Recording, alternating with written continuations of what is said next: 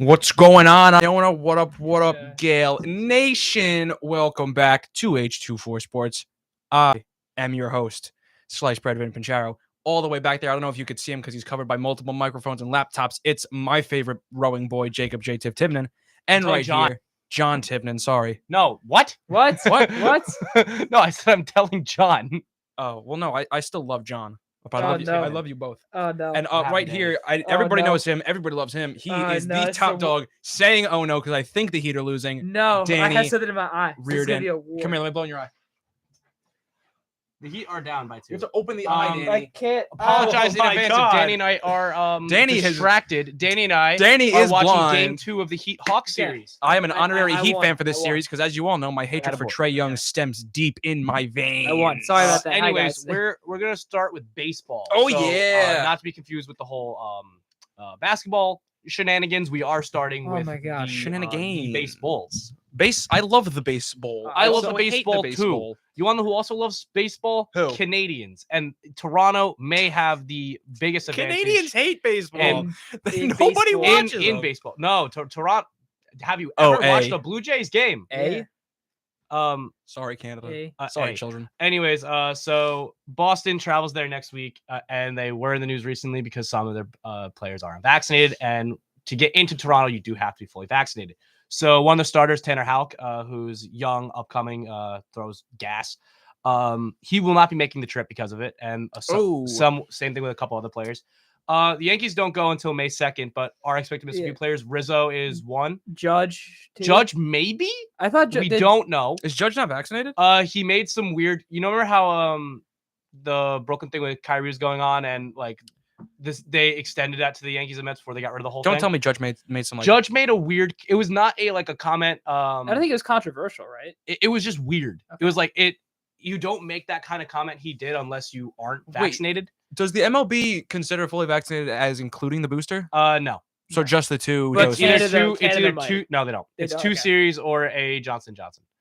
Ugh, sorry. I don't want to. Inject baby wipes. But Yeah, honestly, I don't want to. I don't want before to we say get into anything else. Get do you guys think? Sputnik. Do you guys think? How much of an advantage do you think this is going to have for the AL East? Honestly, I don't think it's gonna be for that like the deep. Blue, Personally- like for the Blue Jays. It depends on who. Personally, I think it's like they'll probably win the division because of it. Well, you I have, don't to, think you have to they'll- think how many games Well, are they playing intra. Sorry, Danny, you go first. I was gonna say the Blue Jays. I had the Blue Jays to winning the division, vaccine or no vaccine. Ref. But anyways, Sorry. Rap. no, but like how many Yeah, I think the Blue Jays will win the division anyway. So How I don't many think it's that- I don't think games it's that deep. do they play in which they play in Toronto and they play an AL East opponent? It's somewhere, and it has to be what 50 something games, 60 something games. No, I think it's usually around like 18 to 20 games Okay. per opponent, and then half of that. Yeah. So probably like 9 to 10 games, probably 40 games. So it's in the AL East alone, it's 40 games. Okay. With everyone else, it's 81 games. Like you're talking 81 games where you could possibly have an advantage. Like it's the most players I imagine it being is probably like 5. And even then though, like say the Yankees don't have Rizzo for an entire series, Yeah. and he's perfectly healthy. You have to start like have to get funky with their lines, and Rizzo is one of our more valuable Yeah. pieces. If you don't have Judge, forget about it. But like even like Boston right now, Tanner Houck is I think the number 2 or 3, but you're missing a rotation arm, a guy that was scheduled to Yeah, start. It's gonna screw So up. like It's gonna screw you up the order. could you could get low on your bullpen. You're just messing up with lineups and everything. So I think it's a significant advantage for Toronto. And kudos to them for the whole team getting fully vaccinated and like realizing it. Yeah, A I would say though, like sorry, Oh, sorry, but Jimbo. we have I don't know the why Heat I'm here. screaming. Danny I just already started screaming. said it. Danny did a Danny. Danny I did know a you did. I'm Danny. just reiterating it because Danny did a Danny. But I'd say regardless, I think the Blue Jays were the most talented team. Oh, yeah, for What is sure. happening? Oh, Okay. they're getting in a scuffle. I can't. DeAndre Sorry, Hunter is talking trash to Kyle Lowry. the mid hunter. Haha. But anyway, I'll stop with the basketball for as much as I can. I think Toronto is the most talented team either way. So I believe the vaccine thing. I don't think that has. I think It does have a push. it does have an effect, but either way, I think vaccine mandate or no vaccine mandate, Toronto should win the division. Yeah, I agree. That's how I feel. Vin, what do you think? I've cut wait, you off we're- like 10 no, times. you're fine. No. I wanted you to get what you had to say. But we're talking about the AL East as a whole, or we're talking about just the American League, like Toronto winning the American I'd League. say the No, AL no, East. the AL East. Just the AL East? Just because the playoffs is a whole other story, Yeah. and we can't really We can't predict what the world's gonna be like come Moses September and October. That's true. That's true. So like, but we can probably say for like a certain like April, May, June, like this is probably what's gonna be like. Yeah. So I wouldn't go the full pennant, but just the division. just division. I mean, I have to agree with Danny. I think, looking at their starting rotation and their bullpen and their lineup, they're very much a talented team. Like even like what's his name? Just to begin the season, he's been doing Danny Jansen, who's been like what is he? He's the like guy with the specs. He's a catcher with the specs. He's popping off already. Like so, I want to say Jacob knows what I want to say. I want to say the Yankees are going to win the East, but they're not. We're gonna talk about the Yankees. Not yet. We're not now, but we will. But I agree with Danny. I think first place Toronto. So I just want to get into the other talking point we had. Yeah, sure.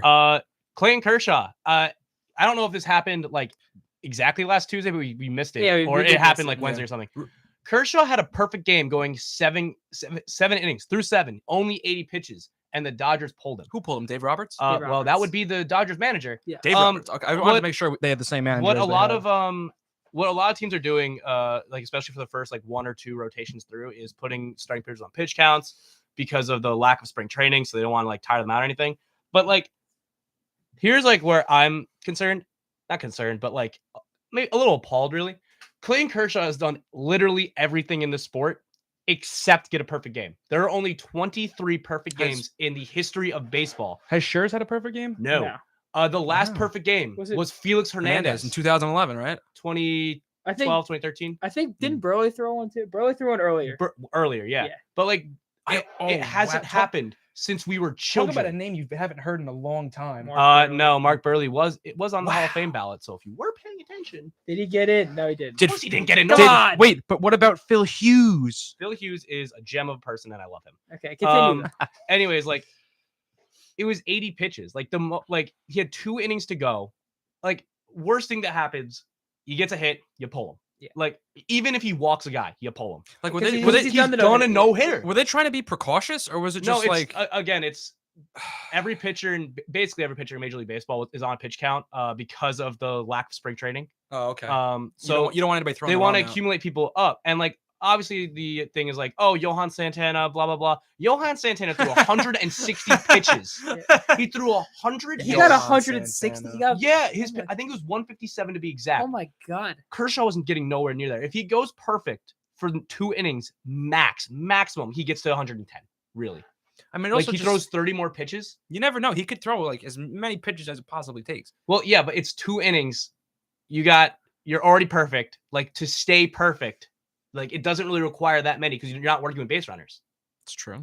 So I get why they pulled him. I'm just mad they pulled him. Yeah, I think I thought you got it. Yeah, no, I'll be quick. I just think like as a baseball fan, like it doesn't matter what the team it is. You want to see anybody get a pitch a perfect game. I mean, it's one of those things that everybody who's a fan can just come around and say, hey, that's cool. That's an amazing thing to experience. So like, I want to know what was going through Dave Roberts' mind, or just like whoever made the decision to pull Kershaw, what, like why? Like the guy is probably one of the best pitchers of our generation, if not the best. Him and Scherzer 1 and 2. No, it's Kershaw. It's Kershaw? It's Kershaw. You think it's Kershaw? I didn't want to say Kershaw because I didn't want to disrespect Scherzer. It's Kershaw. Yeah, but yeah, it's either Kershaw or Verlander. Kershaw's and I'd say Kershaw. Best pitcher of the generation. But just it's so odd. I'm so perplexed by it. You know, Felix Hernandez's perfect game was August 15th, 2012. It was almost 10 years to the day the last time a perfect game has happened. 10 years. It will be 10 years to the day in 4 months. How many pitches did he throw? You think Felix Hernandez? Yeah, I'm gonna say go back to it. I'm gonna say 117. You want to say 117? Danny? 7. 7. No, Danny said 7 pitches. It's definitely at least 7. I'm gonna say 105. All right. 105. All right. Give me a second. Where's Baseball Reference? There it is. I love Baseball Reference. I love all the sports reference sites. Gorgeous. There's so much information. Too much information. Honestly, no. there's so many numbers. My brain is just Felix Hernandez. His perfect game threw 113 pitches. We were close. So decent. Yeah. But yeah, so I was really bummed that Clayton got pulled. Fun fact, you want to know who broke up the combined perfect game? Wait, who did they play?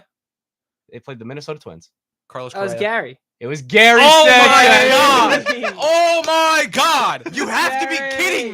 not. You Gary cannot be Sanchez serious. broke up the perfect game. I love you, Gary. The Lord and Savior Gary Sanchez. Yeah. All right. Oh my Speaking of former God. Yankees, let's get into the Yankees. I'll just start with the basic stuff.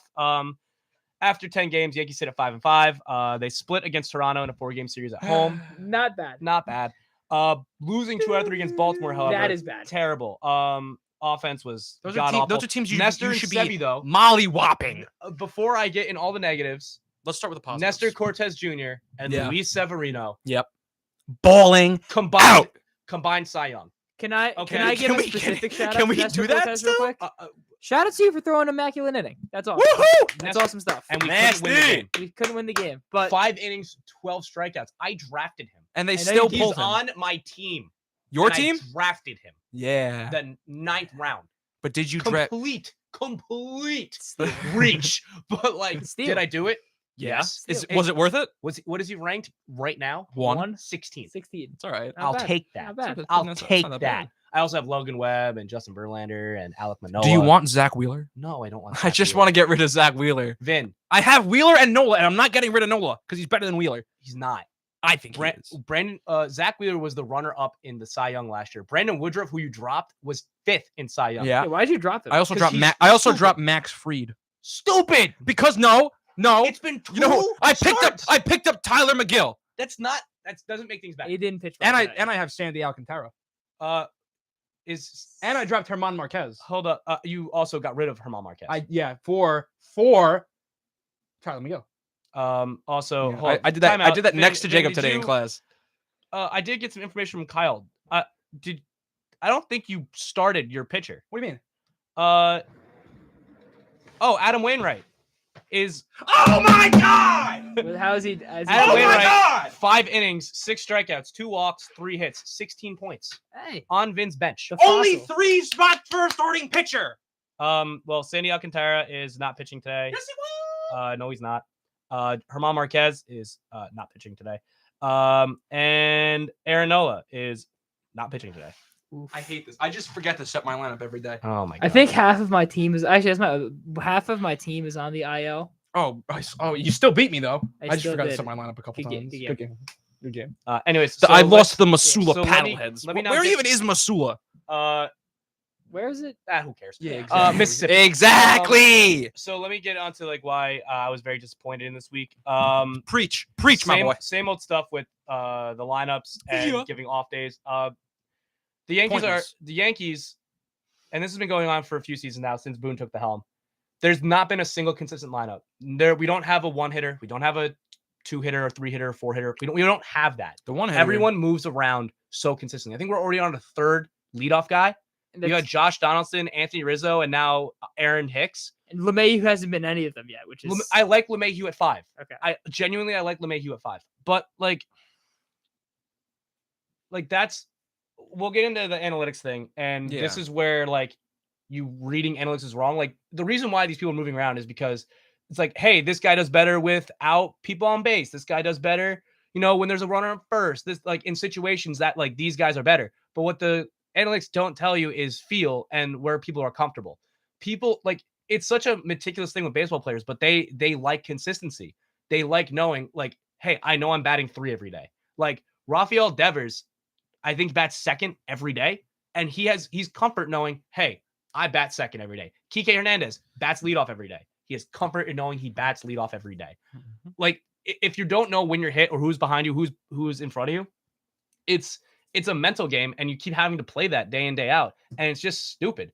Also the rest days, like they did the same thing again. They rested Aaron Judge, your best player, when you split against Baltimore. You rested your best player ahead of a rest day, so you gave him a double rest day.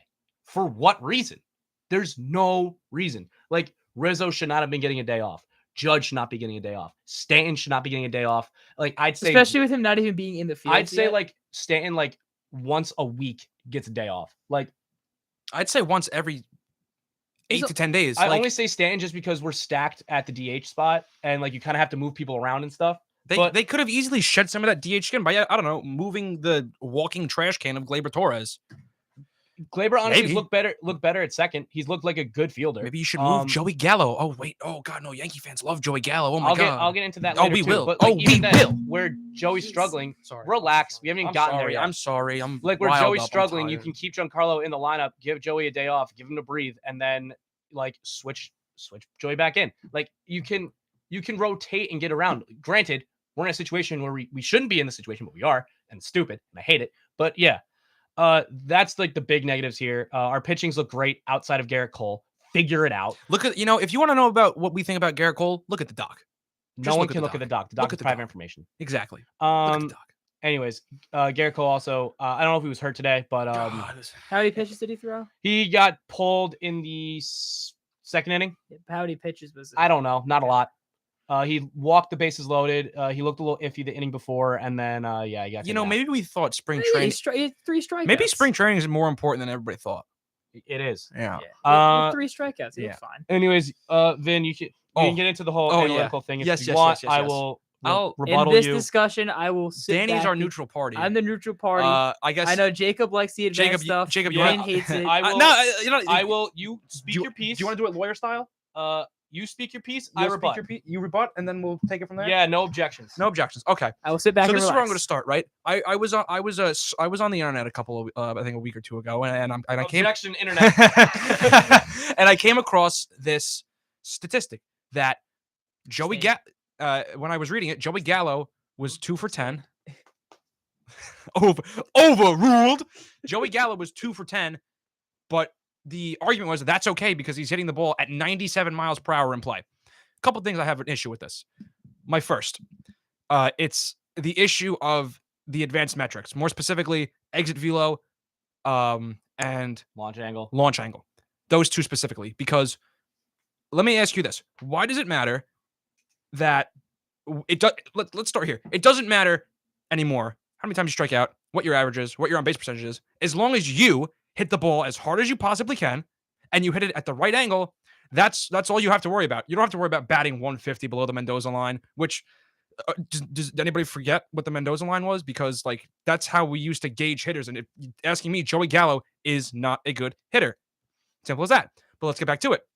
Another thing is strikeouts. Like, why are we playing a game of baseball in 2022 where you could strike out 100 and something times? And then I don't know, Jacob, if you saw me doing this other day in class earlier, but there was a stat that said, I don't know if it was Vin's a bad student. Mattingly or somebody, but Don Mattingly, 43 strikeouts or something in a year. 43 whiffs.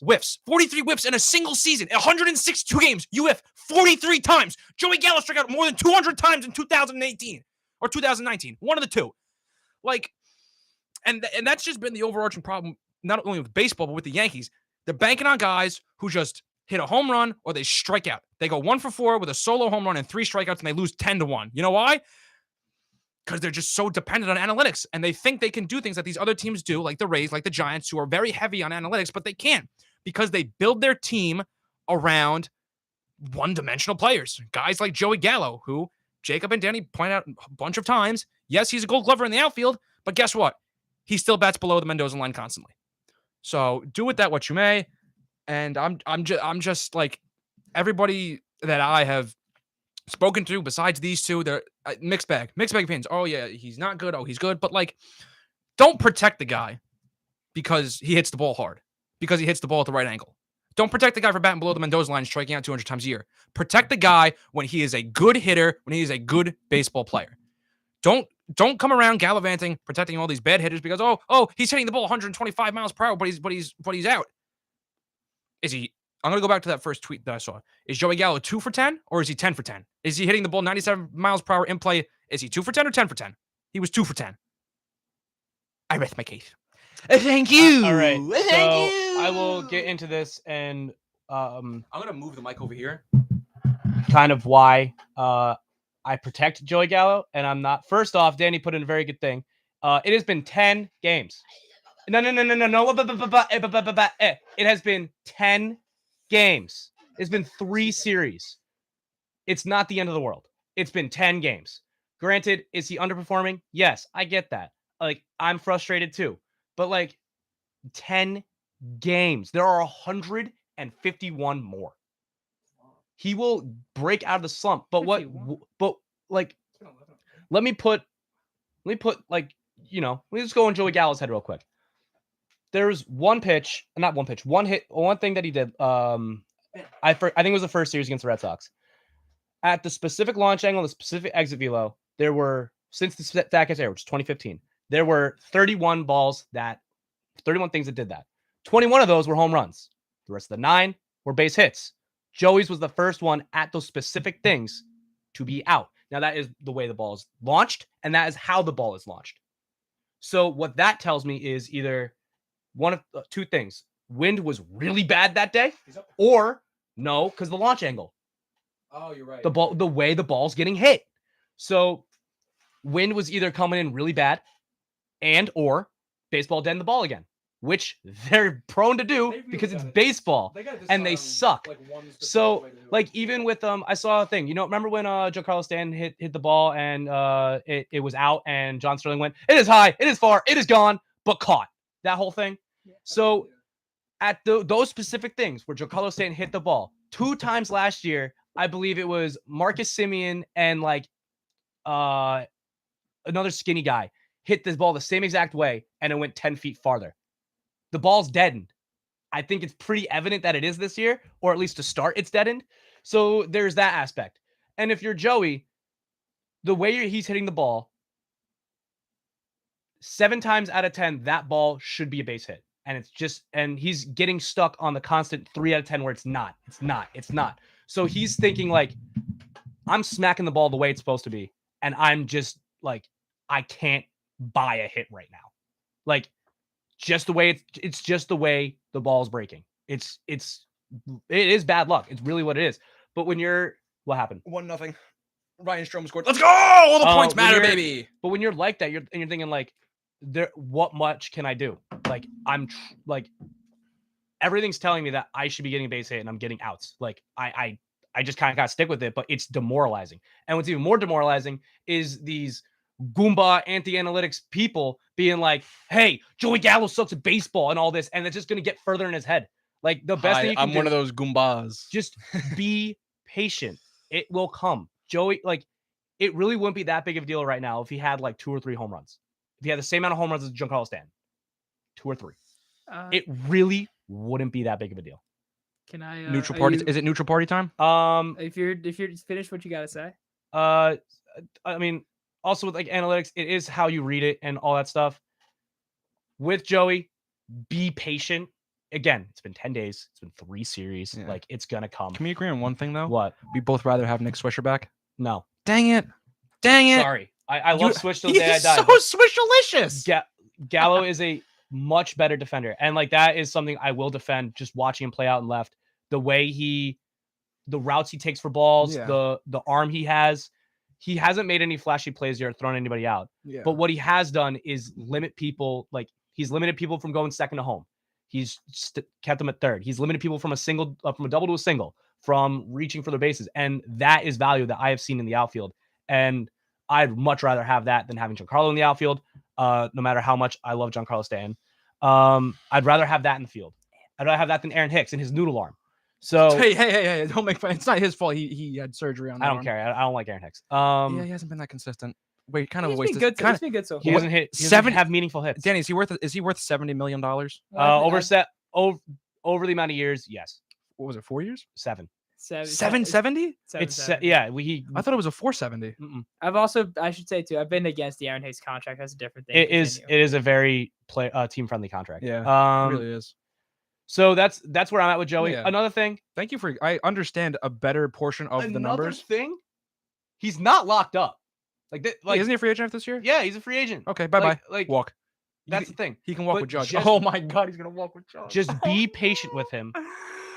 What the numbers are saying is that the hits will come, and when they do, they will be loud.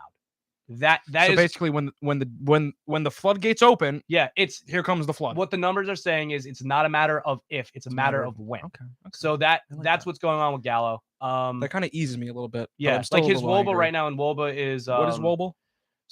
So batting average in itself is flawed because it does value a single and a home run the same. That really?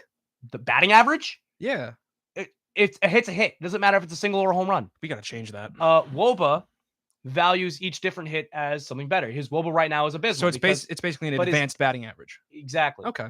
Which is why like some analytics, like people are just like, oh, I only look at the face value, blah blah blah. That's I love face value. Which is why like guys, which I'll go with another analytically sound team, the Dodgers. Oh, I'm not so obviously and they make it work. There's the Mookie Betts trade, there's the Trey Turner trade, Max Scherzer, all that stuff. Yeah, they're known for the flashy stuff. Yeah. But Max Muncy, Chris Taylor, and who was the other guy that I was Justin Turner. Role players. All those guys were DFA'd or lost causes on previous ball clubs. And they didn't have good face stats. Chris Taylor was Seattle. And Max Muncy was Boston. Oakland.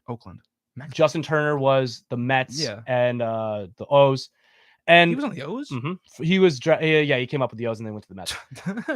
And the Dodgers looked beneath the numbers and saw, hey, we got some really solid ball players here. And all three of them have contributed mightily to the World Series run in 2020 and every postseason run they've done recently.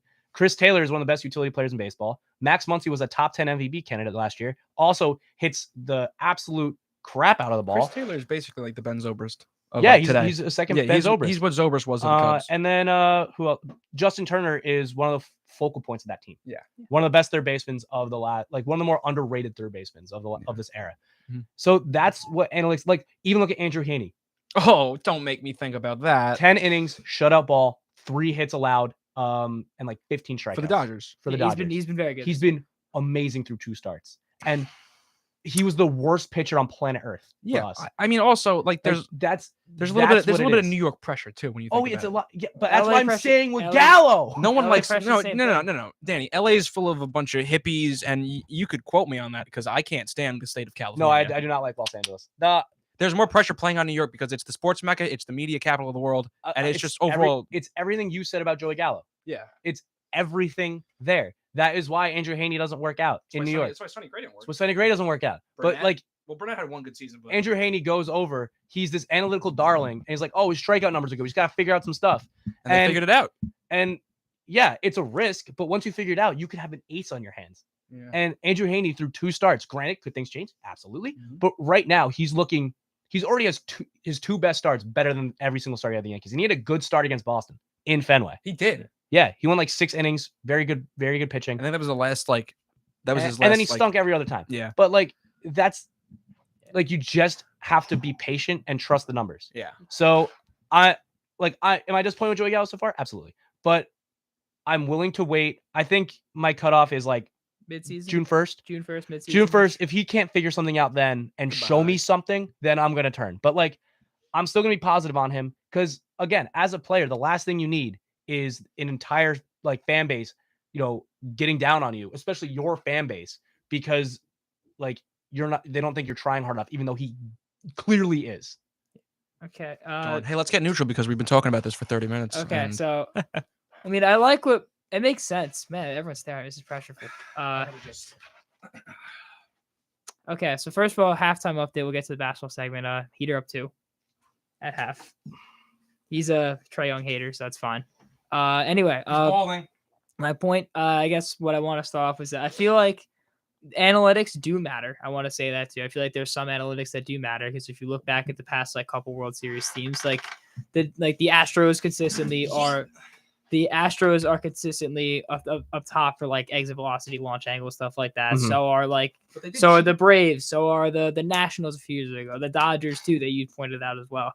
That these teams that are doing great are analytically sound. But with that said, I feel like the problem with the Yankees is that I feel like they're going all in on it, and that's something you can't do. They don't read it, which is something that I talked about earlier. Like you read into it, but you need a feel aspect. Absolutely. I feel like that's the problem with the Yankees. They're going way too all in with this analytic stuff, and it's hurting the team. Like Gallo's bounced around the lineup. Yeah, everyone's bounced around. If you gave him, if you said like, "Hey Joey, we'll put you at 6th," I feel like that's a good spot for you. We'll have DJ up ahead of you.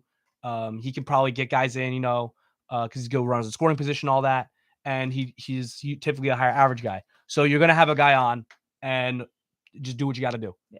We're not gonna put you in cleanup, but we'll put you at 6 behind DJ, and then we'll have Aaron Hicks down below at 7 or IKF, something like that. So like You have a guy behind you who can probably move you down if you can get a hit. So, like if he has that constant thing where he's like, okay, I'm 6. I'm batting 6. If I'm in the lineup, I got 6.